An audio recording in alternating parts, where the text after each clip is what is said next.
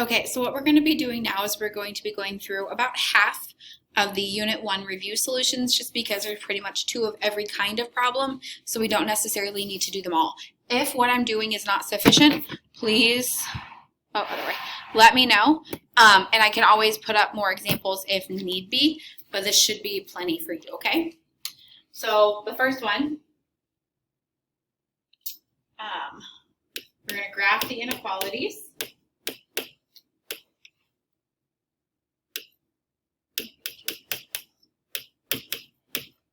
This is an OR, so I expect when I graph it that my graphs are going to go away from each other, but we'll see. The first thing I have to do is get x by itself on each side. So I always do one at a time. So on this one, I'm going to subtract the 10 over, and I get 5. This is a negative x, and I need it to just be x, so I need to divide each side by a negative 1. When I do that, I have to flip the inequality. So now if x is less than negative 5, I can go ahead and graph that. So I go to negative 5, there's 0. It's an open circle because it's a single inequality, and less than is everything to the left.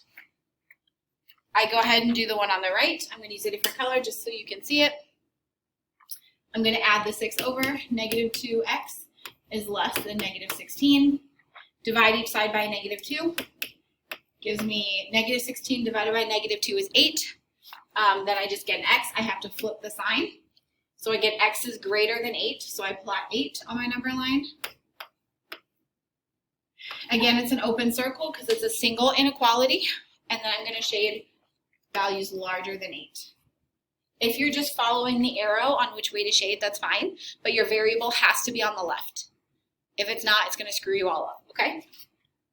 So that was number 1. Let's go ahead and do number 3. So these mean partial sums, so I'm going to do the partial sum from term 1 to term 7 of the sequence that follows that rule. So I need to find the first 7 terms. It's the only way to do it. So my first term, I'm going to plug in, 1 for m. Well, negative 8 times 1 is just negative 8. I'm going to plug in 2 for the second term, and I get negative 16. And we just keep going.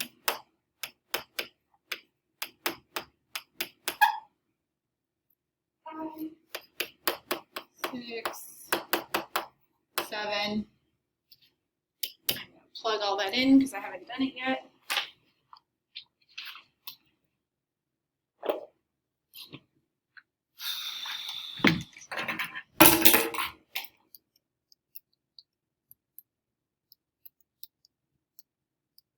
So negative 224 is what I got. I did it fast. It could be wrong, but it's probably not. And then that's it. Same thing for number 4. You're just doing the first 10 terms.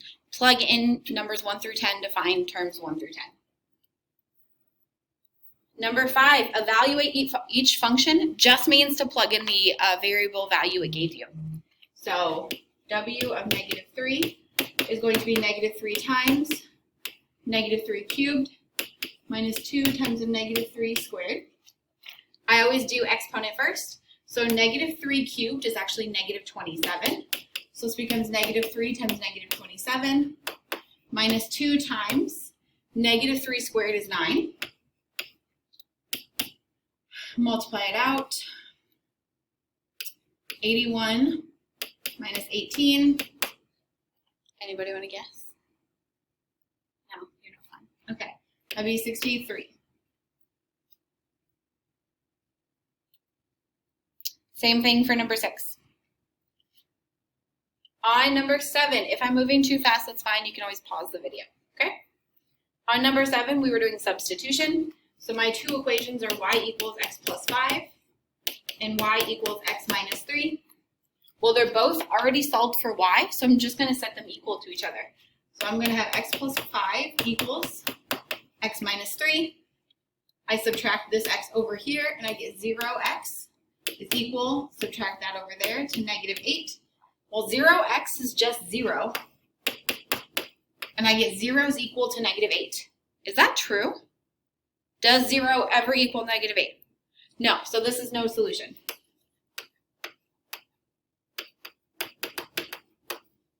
If we'd gotten like -8 equals -8 or 0 equals 0, then it would be infinite solutions or all real numbers.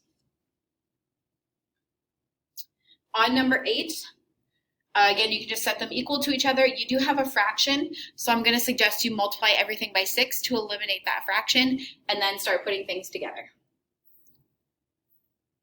Number 9 wants us to graph this system of inequalities.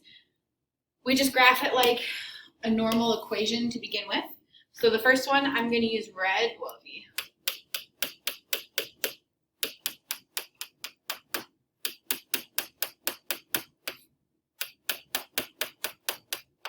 I'm going to use red for the first one. My y-intercept is +1.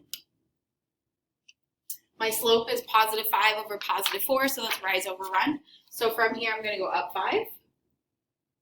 And I'm going to go over 4. I'm going to put a dot. I can do the same thing going down, so I can go down 5 and to the left 4, because the double negative is the same as a positive.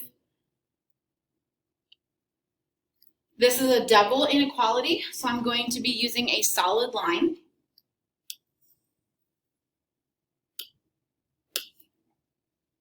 Now I need to figure out which side of that I'm shading. I'm going to use the point 0, 0, so plug in 0 for x and 0 for y. If the inequality is true, I shade the side that goes towards 0, 0. If it's false, I shade the side that goes away from 0, 0. So when I do that, I get 0 greater than or equal. 5/4 times 0 is just 0, plus 1. So I get 0 is greater than or equal to 1. That's false. So from this line, I'm going to shade to the left. I'm going to draw arrows to begin with, because that's the side that does not go toward 0, 0. I need to do my second inequality, so I'm going to use blue. And this one is y greater than 1/4 x minus 3. So again, I do my y-intercept of -3. My slope is 1 over 4, so I go up 1 to the right 4, or down 1 to the left 4. I'm going to use a dotted line because this is a single inequality.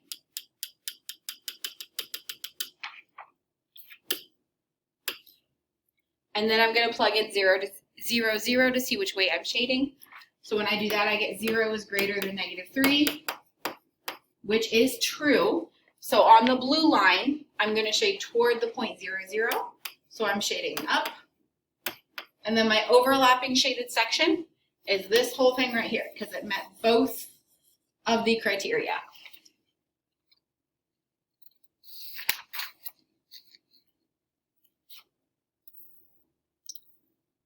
Next one, we are just sketching the graph of the line. So I've got 3x minus y equals 5. I can't sketch the line until I have it in slope-intercept form, so I have to get y by itself. So I'm going to subtract the 3x over.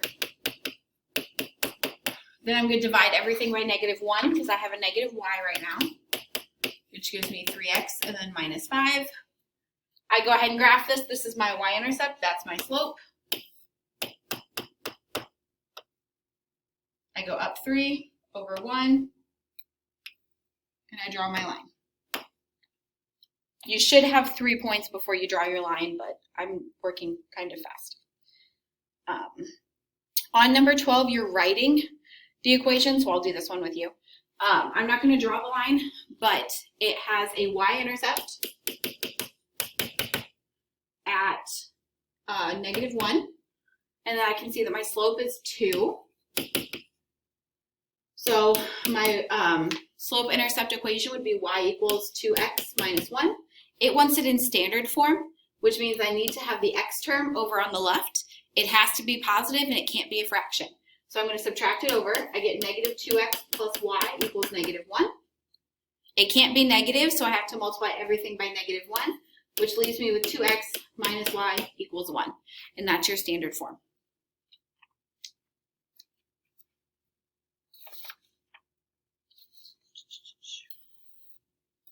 Number 13.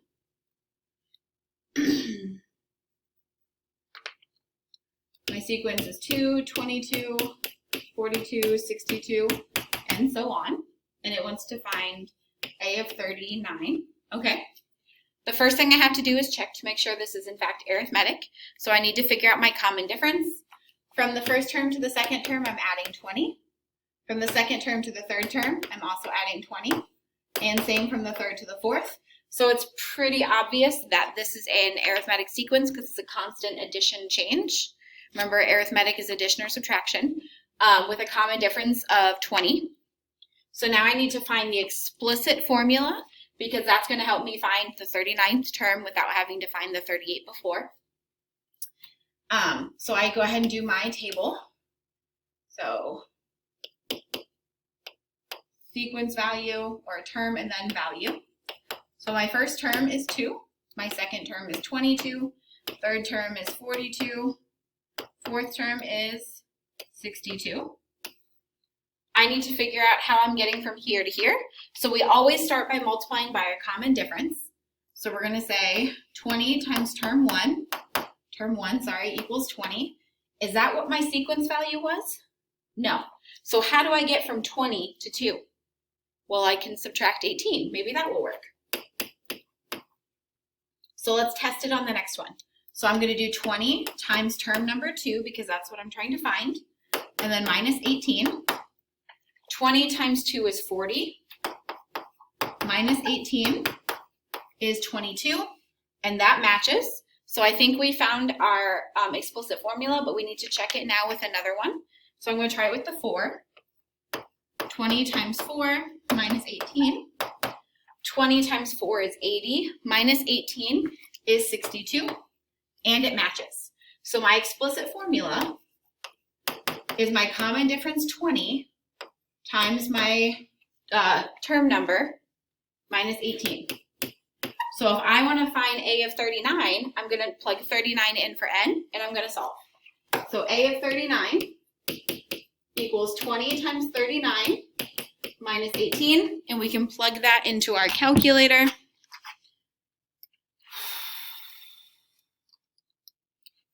And you get 762. Aren't you glad you didn't have to find all 38 terms before that one? Any questions there? Hopefully not. Remember, if it's not an arithmetic sequence, you can't find the explicit formula. We're not set up for that yet, okay? So you just put not arithmetic and move on. Number 15 through 17 is just solving the following equations. We're going to do 15 and 17. I don't think we need to do 16. See how much time? Okay. So 15 is 10 over r equals 8 over 6. Anytime you have it like this, we're just going to cross multiply. So the r is going to go with the 8, and the 6 is going to go with the 10. That leaves me with 60 equals 8r. I'm going to divide each side by 8. 60 over 8 equals r. I can reduce that by pulling out a common factor of 4. When I do that, I get 15 over 2 equals r.